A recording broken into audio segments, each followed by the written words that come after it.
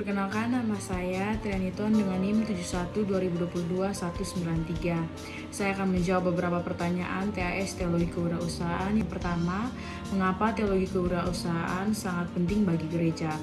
Menurut saya sangat penting bagi gereja karena gereja bukan institusi terpisah yang dapat dipisahkan dengan kehidupan masyarakat, di mana kehidupan masyarakat itu adanya proses berwirausaha atau berjual beli.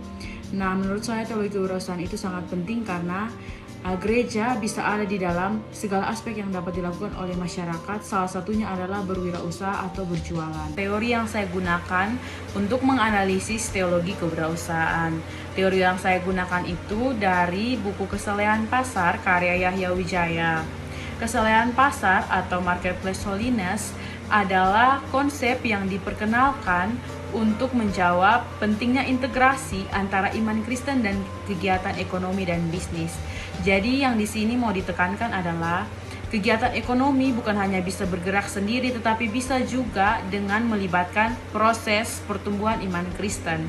Jadi ketika seseorang mau melakukan proses wirausaha atau sudah melakukan wirausaha itu, entah dia yang memiliki atau orang lain, atau dia sebagai pelaku atau dia sebagai pembeli, diharapkan untuk memiliki sikap yang saleh, di mana kesalehan pasar itu berarti menjalankan bisnis atau kegiatan ekonomi dengan cara yang saleh. Jadi sikap yang saleh itu yang dapat ditunjukkan kepada sesama, baik itu kepada jemaat, baik itu sesama jemaat dan lain sebagainya.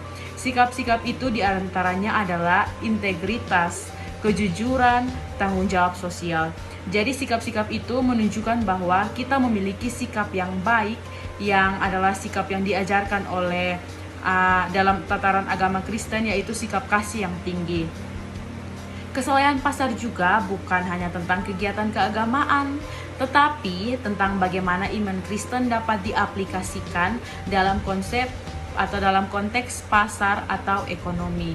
Jadi di sini yang mau ditekankan adalah iman Kristen itu juga dapat diwujud nyatakan dalam konteks pasar atau ekonomi. Jadi iman Kristen yang sudah diajarkan tentang konsep kasih yang yaitu berbagi, saling mengasihi, itu juga harus ada dalam diri seseorang untuk dapat melakukan proses ekonomi dan konteks pasar itu, yaitu berjual beli.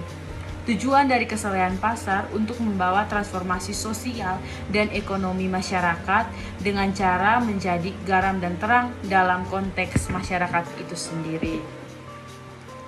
Refleksi teologisnya adalah gereja harus menjadi agen transformasi sosial dan ekonomi, sehingga gereja dapat mengintegrasikan iman dan pekerjaan sehingga kesalehan pasar itu menjadi nyata dalam sosial. Yang di sini saya mau menekankan yaitu tentang sikap atau sifat yang saleh, yaitu sifat yang jujur, yang berintegritas, dan memiliki tanggung jawab sosial yang tinggi.